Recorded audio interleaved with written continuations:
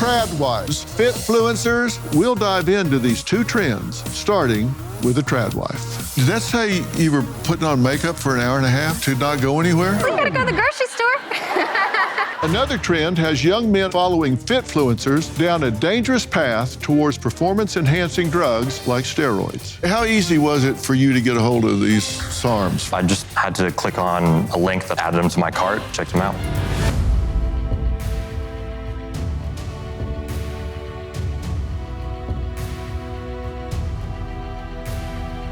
What a difference a year makes, particularly when you're talking about social media trends.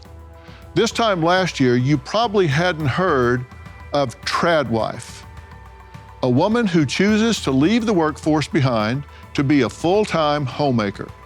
But tonight, Tradwife content creators are boasting millions of followers and nearly 100 million views. Of course, not everyone likes this trend, and some are quite outspoken, saying the Tradwife movement is turning women into second-class citizens. Another trend has young men across the country following Fitfluencers down a dangerous path towards performance-enhancing drugs like steroids. Now, how prevalent is it? According to a recent study from the Center for Countering Digital Hate, in the past 3 years, they found 420 million views of videos pushing steroids to teens and young men.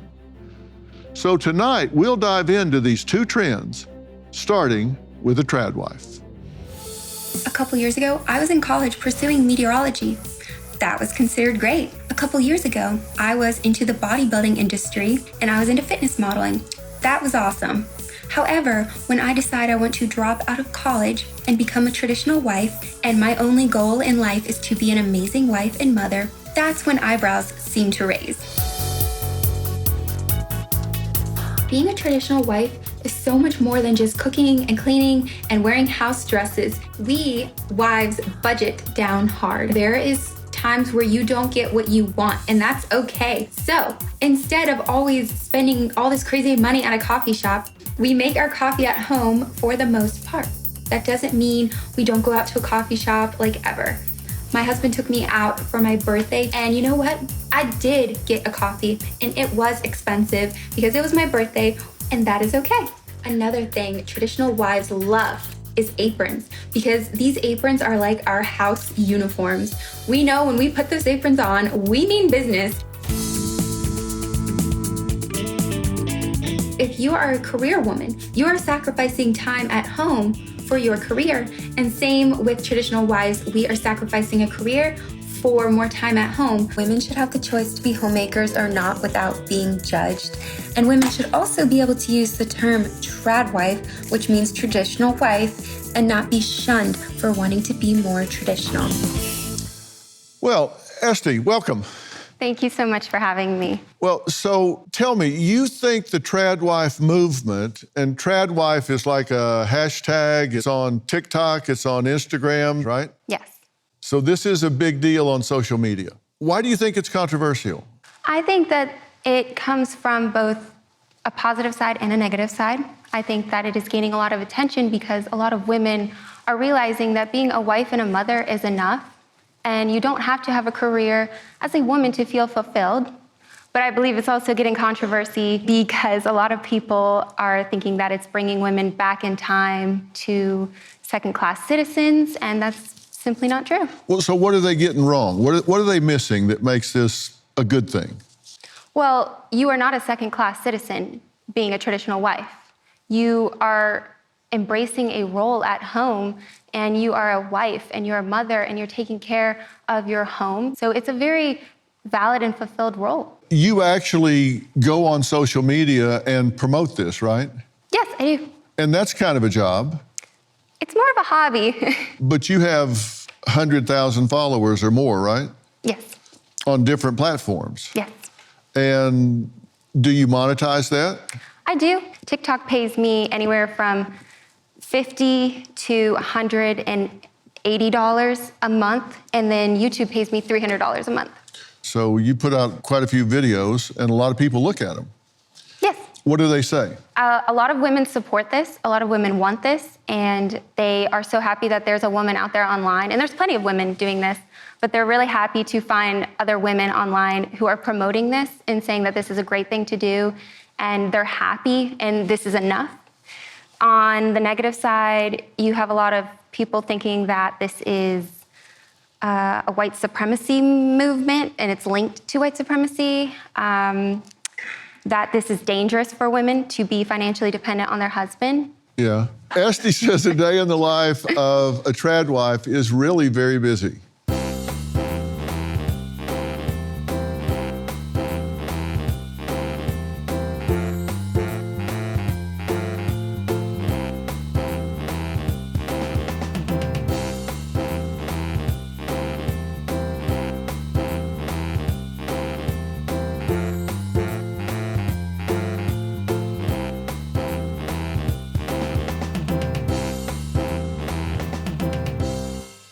You are busy. Did that say you were putting on makeup for an hour and a half? Makeup and hair, yeah. To not go anywhere? Well, you gotta go to the grocery store.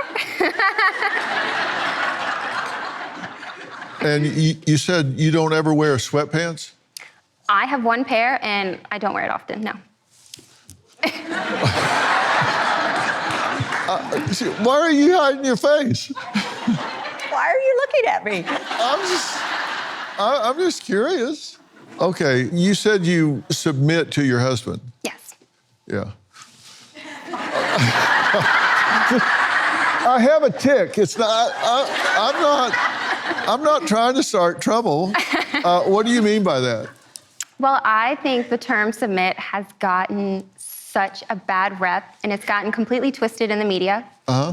I actually blame the twisting of this word from the porn industry, and it has this weird BDSM connection, and a lot of people think it's degrading and that the woman is less than a man, but biblical submission is what traditional wives talk about, and that means that the husband has the ultimate authority in the home, and this is from the Bible, and there's a lot of different opinions about that, but in my marriage, we follow that. Yeah, well, the Bible says women submit to your husband, but then it says husbands love your wives as you love the church. Absolutely. So there's a duty on both. When we come back, Esty's husband says he's the envy of all his friends. We'll find out why, like we don't know, when we meet him next. You can have a wife who stays home, adheres to traditional gender roles, but she might not believe in submitting to her husband. One of the differences with traditional wives is our priorities and our values. Christian traditional wives believe in biblical submission, and this does not mean the wife is of less value than the husband, but our husbands do have the most authority in our marriages. Did you know that high blood pressure is the #1 risk factor for mortality? 1 in 2 adults has it. That's a 50-50 chance you are a walking time bomb. But here's the good news. You can take control of your blood pressure naturally without relying on Big Pharma. 120 Life combines delicious super fruit juices proven to help lower blood pressure. Backed by hundreds of doctors and trusted by thousands with real results, it's a solution you can rely on. The best part? It's risk-free. Try it for 2 weeks. If your numbers don't improve, you get your money back. Lower blood pressure or your money back. Nothing to lose, everything to gain.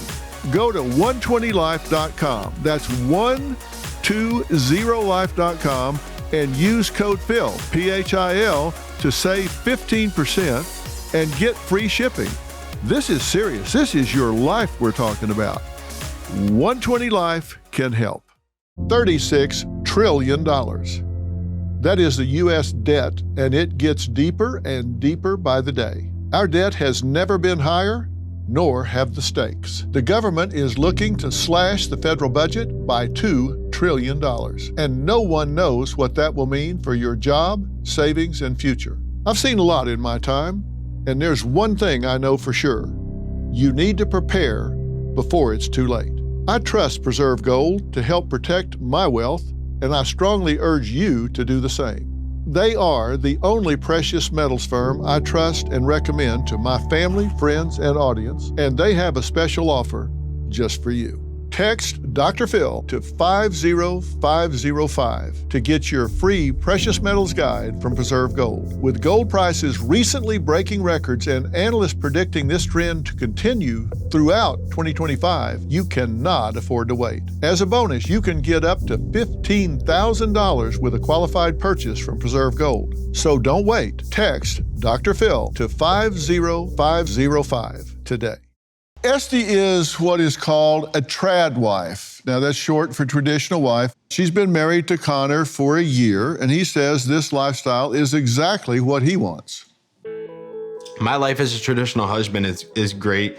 I have a clean home to come home to, and I also have food on the table. We're making some pasta from scratch. It puts a smile on my face when I get home that my wife is prettied up for me. She's done her makeup and has a pretty apron on. Why wouldn't we dress up to see the most important person of our life, which is our husband? I think most men would like to have a traditional wife. My coworkers that have actually said, like, man, you're super lucky. I want a lifestyle like you. My husband does not have to lift a finger when he is at home. When I met Esty, I was 20 years old and Esty was 22. I was going to college to please my parents, but I secretly wanted to be a traditional wife. Before I met Esty, I never really dated, not even casually dated, but when I met Esty, I knew that she was the one and that we were a match made in heaven. We don't do opposite sex friendships. I don't think a woman needs to have a male best friend. A modern man would feel much more insecure than I do as a traditional husband. I don't mind at all when I have to call you and check in and make sure you're okay with me going somewhere. In our marriage, we don't have arguments. I'm the leader of the marriage. I'm the one that's responsible for coming up with a solution. And Esty does not ever talk back to me. I submit and I serve my husband.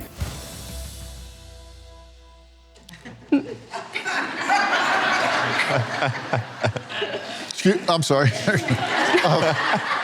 So why was a trad wife important to you?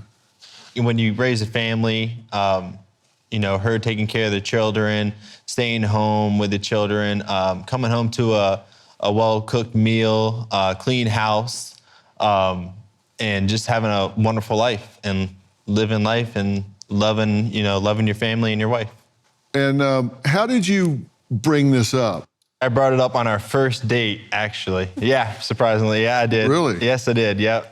And we talked about it for like 2 hours on our first date, and we both loved the idea of it, and that was a goal that we wanted to work towards. And you say you don't have any arguments. I wouldn't say that we don't have any arguments. Well, you did say we don't have any arguments. Or disagreements, but I come up with the solution to solve that, disagreement. Or when we have a disagreement on something, I'm going to be the person to come up with a solution so it doesn't lead into an argument.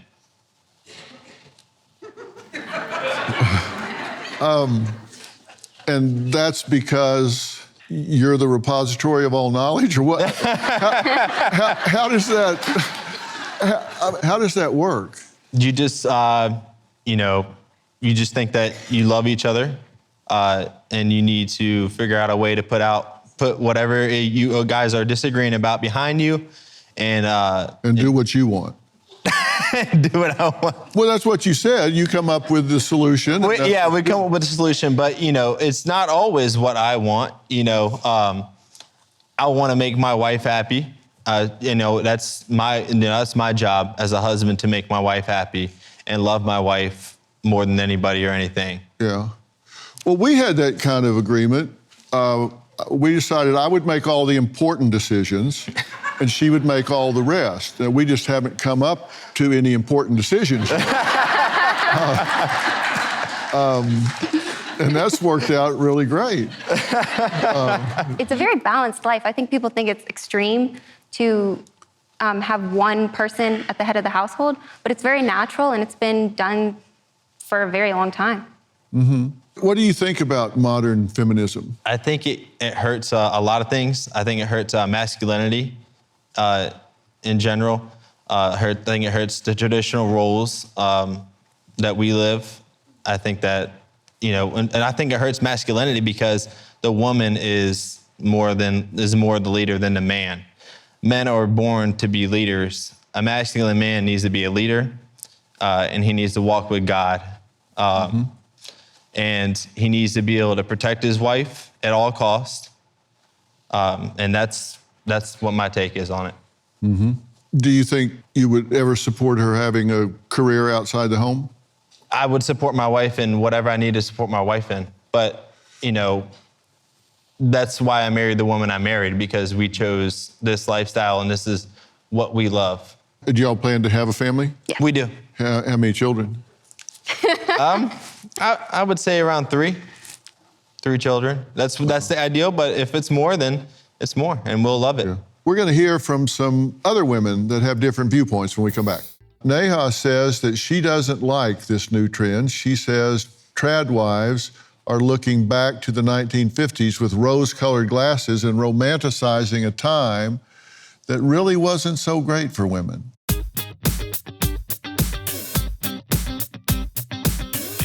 Trad wives on social media are selling a huge lie. Trad wives say that the woman's place is in the home as a homemaker, but what trad wives are actually doing by producing all of this high-quality social media content is working, is generating income, and that's disingenuous to their followers. The trad wife movement is essentially prescribing that men should be the dominant force in the home and that women are to be homemakers and subservient to them in almost every matter. I don't think that there is any beauty in second-class citizenship. Trad wives are absolutely looking back to the 1950s with rose-colored glasses. Women in the 1950s were being so oppressed by both society, their husbands, themselves, and that's the reason so many women were miserable and self-medicating. So it's calling back to a time where someone like me would have a hard time existing in society. In many other cultures, traditional gender roles are very present, but what goes along with that are high rates of domestic violence, financial control, and the inability for the woman to really be able to live her truth. If he says no and puts his foot down, then the answer is no. The trad wife movement is a huge affront to all of the hard work that women and even lots of men have been doing for decades in order to get women equal rights. Well, thanks for being here. Not a big fan of trad wives. Not the biggest fan of trad wives, no. Yeah. There's absolutely nothing wrong with wanting to be a wife and a mother and stay at home and even embracing traditional gender roles.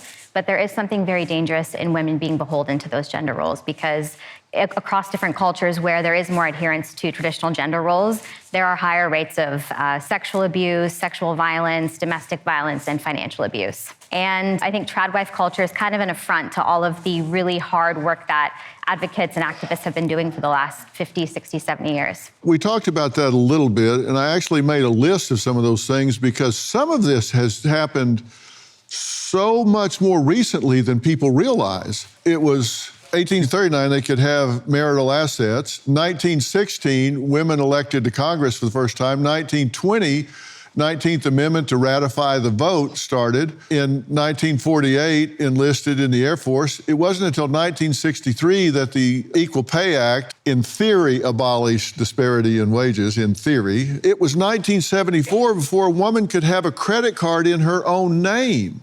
Then Supreme Court Justice in 81, 83, American woman was in space. 97, woman Secretary of State. So these things have just been coming on just within this generation. So some of this stuff is hard fought and recently won. That's right, yeah. The thing that jumps out to me as being the most problematic is that, you know, to have a platform and monetize such a big platform and be spreading a message that women should be second-class citizens in their own homes and be submissive and subservient, and then that is sort of the natural social and biological order. I think that's extremely harmful, and it's also just not true.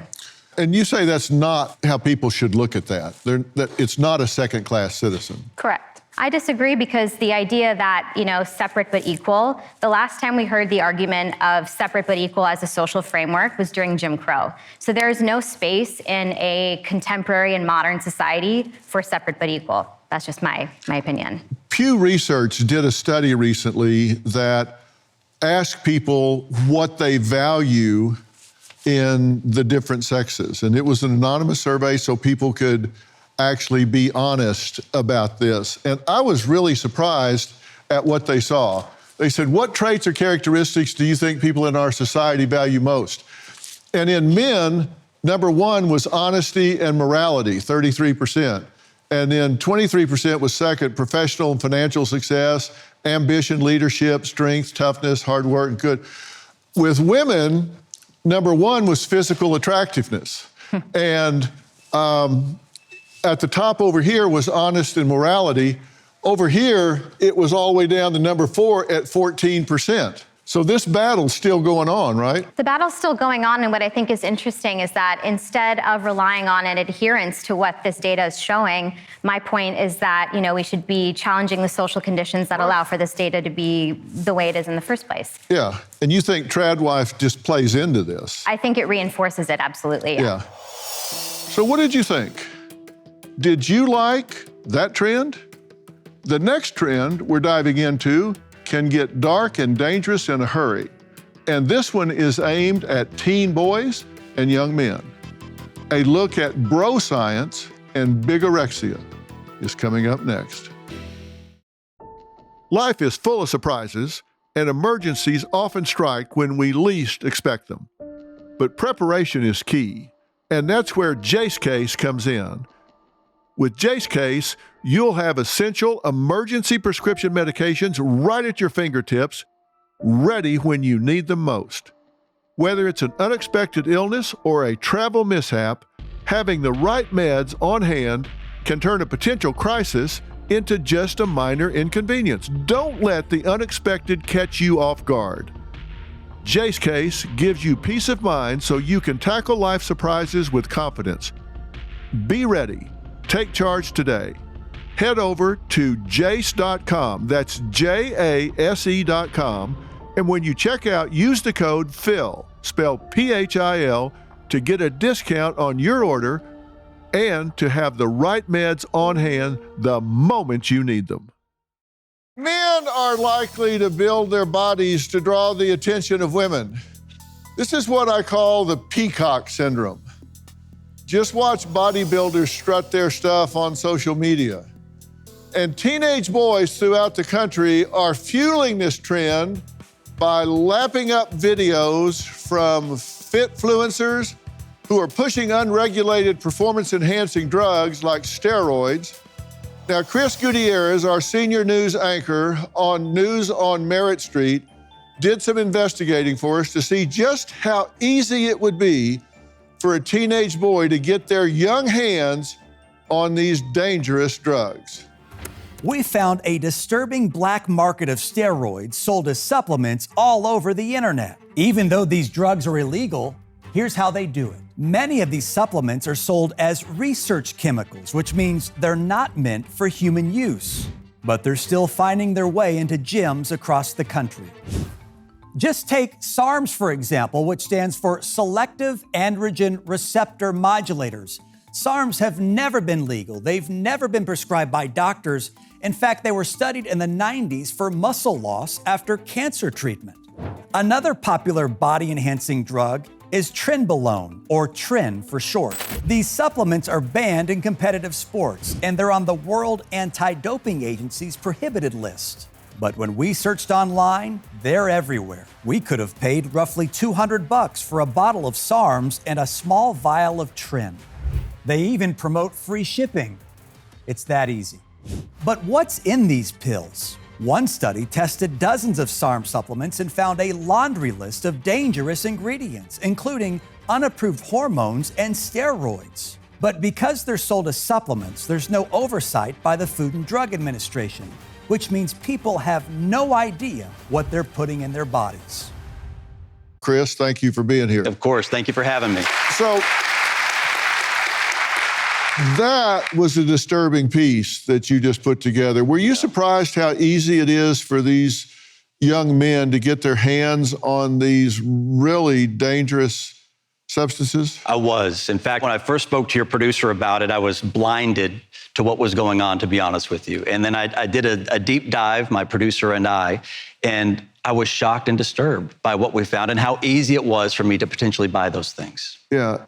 So what do you think's the driving force behind these young boys doing this? You started this show by telling us how prevalent it is on social media, right? More than 400 million views.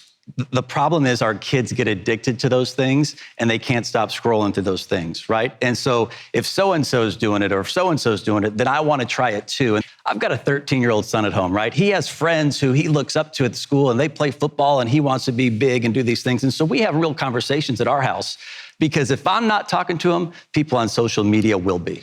Chris, wait till you hear about 23-year-old bodybuilder Colton. Now, he says he's using steroids now and looking to launch himself to internet stardom at whatever the cost.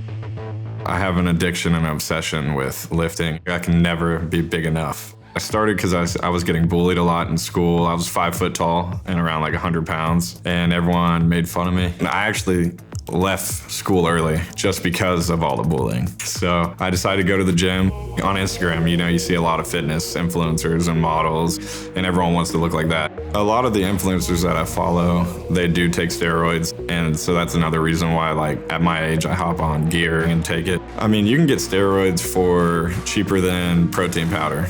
I was roughly around 20, 21 years old when I first started steroids. Within like the first 2 weeks, I got all the way up to 170, 175. And then like about a month and a half in, 2 months in, I was at 180, 185. And that was like getting pure muscle. And that's when people started noticing. Felt really good. People call it like a God complex because it literally gives you this placebo effect of feeling like a God, like you can't die. But then the downfall was all the roid rage. Like I would just get mad out of nowhere. I'd just blow up on people and almost lose relationships and friendships from it. My goal is to be Mr. Olympia one day. So I'm not really worried about my mental or physical health at the moment, just because I have my eyes on the prize right now. You started steroids at what age? 20, 21, around there. Yeah. In the very beginning, I was kind of like hesitant about everything. And then once I got on it, and I started seeing more results, I wasn't really as worried, and I was feeling okay and everything mentally, physically. You have concerns about this? Yes. There's a lot of roid rage, and I have to deal with that. And especially just having kids is one of my bigger concerns. So you don't value all the muscled up? No, not at all. Sort of I'm thing. with him for who he is, not for what he looks like. I didn't support him at all when he first took it, and I still don't. Yeah. So who are you doing this for? Myself. And what's the payoff? Just knowing that I made it to the Olympia or just got my pro card and was able to step on stage, because that's just been a dream of mine for the last couple of years. But at what cost, right? Yeah, that's your concern, right? At what cost? Yes, it is, because I want kids. As a woman, we shouldn't have to be scared or worried or stay up at night wondering if we can have kids or not. And it's a big concern of mine. Do you think about those things? Not really. I'm more focused right now, like, on making it on the stage. Once you do that, once you step on this stage, then what? Well, I'm gonna keep going until I win. And then if I win, I wanna get another one back to back. I don't have any intentions on stopping until I'm in my older age. Chris, I know you got to get back to the news department. Thank you for your reporting on this. I appreciate it. You can tune in to Chris on News on Merritt Street every night at 7 p.m. Coming up, we're going to meet a former influencer who decided to come clean about his use of performance-enhancing drugs. We're going to add him to the conversation next. I do want to have kids one day. And I know that is a concern for steroid users is infertility. And that's why my fiance is upset about it and worried all the time about it. But at the same time, I'm still here to hit my goals.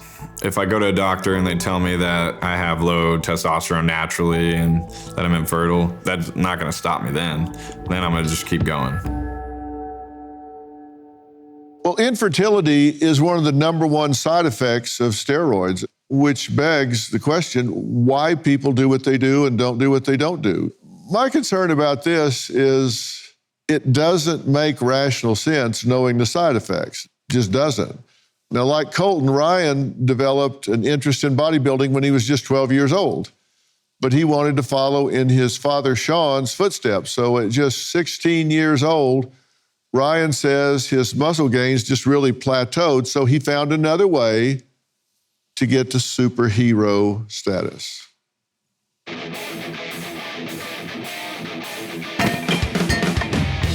I was 13 when I posted my first video. It was really easy for me at first to gain attention. I'd make body transformation videos that would get millions of views.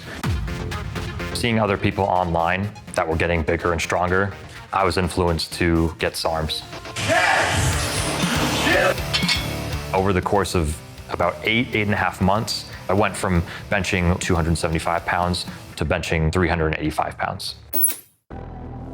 Things took a turn when I was on a vacation in Hawaii. I cracked open a new bottle of a SARM, and this bottle was more concentrated than normal.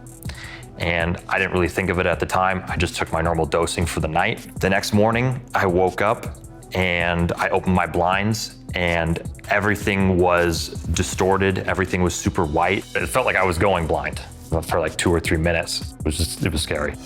I definitely think that experience motivated me to stop it.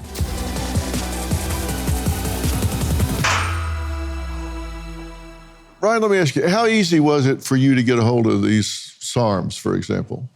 Pretty easy. I just had to click on a link that I saw like on a YouTube video, took me right to a website, and added them to my cart and checked them out. Delivered right to your house? Yeah. You know, we're looking at your progression here. It had a huge effect, right? Yeah, it definitely did. There was a time where I really wanted to bring up my strength, specifically with like bench pressing. And so I changed my diet up, I changed my training up, and then I threw in the SARMs. And it was literally within a month of doing all those things that I saw an effect. I was bench pressing one weight the month before, and the next month it was going up like it was air. Yeah. What did you think about this, Dad? I didn't know that he was choosing to do the SARMs initially. Mm-hmm. And so I feel like, you know, Ryan was very involved with social media on YouTube. A lot of his friends are even today very, you know, high up on the food chain as influencers. And so I think just collectively him being with these other people, seeing their progression, seeing the things they were doing and seeing their social media grow.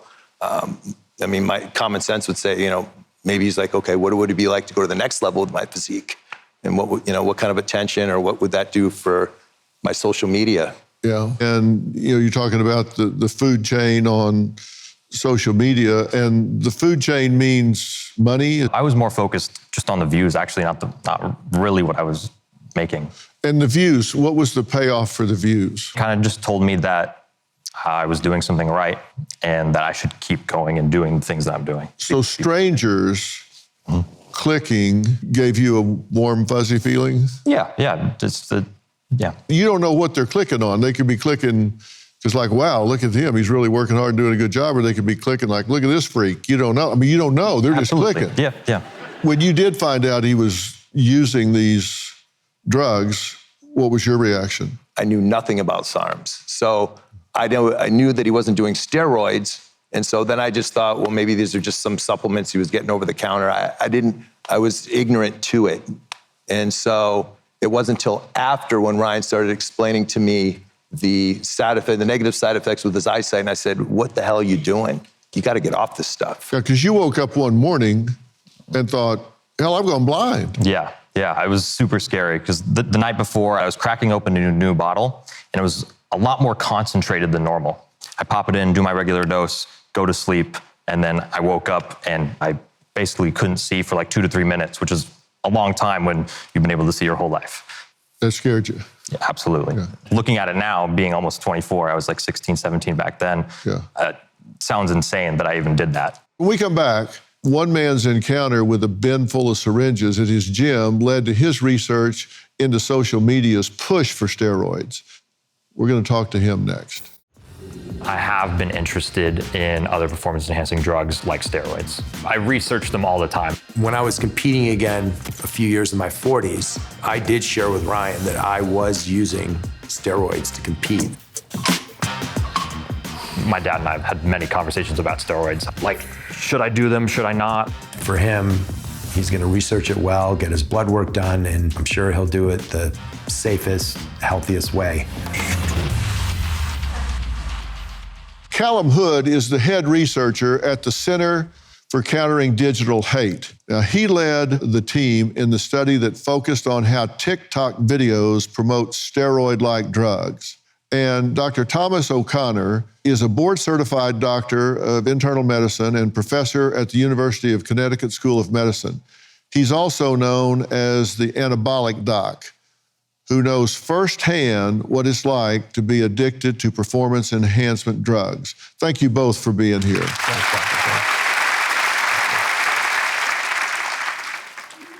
Guys, you've been listening to everything that we've been talking about. This is a serious problem, right? Callum, you've really dug into this on social media platforms.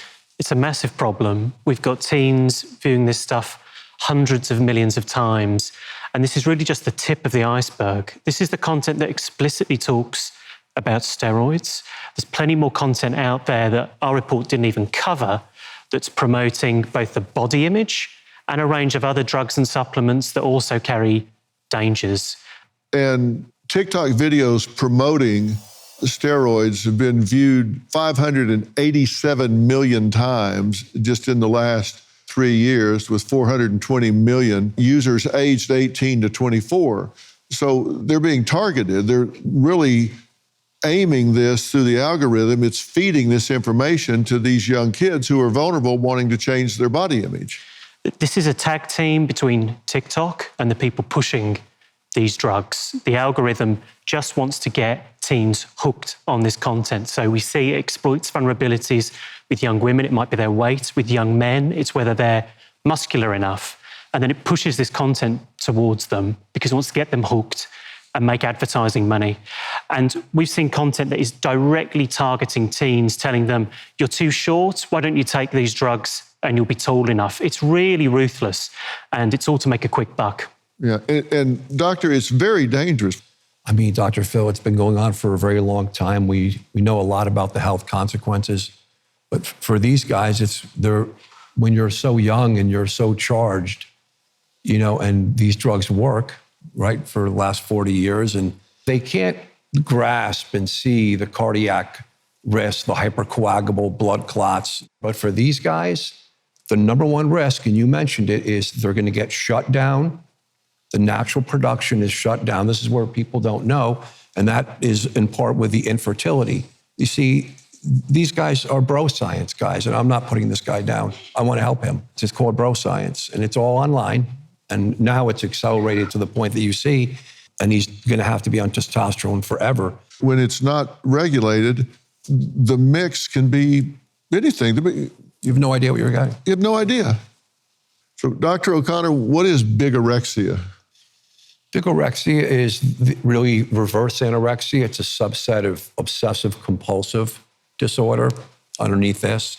And it's an obsession with not being big enough and not feeling satisfied with your gains. Mm-hmm. What's the currency for these guys? What is it they're after? It's very simple. It's when you go in the gym, even without steroids, and you get a great pump and you get admired more by men, alpha, you know, right, guys? Yeah. We asked women what appealed to them, and we presented 4 body styles, and let's look at the results of what you say you prefer.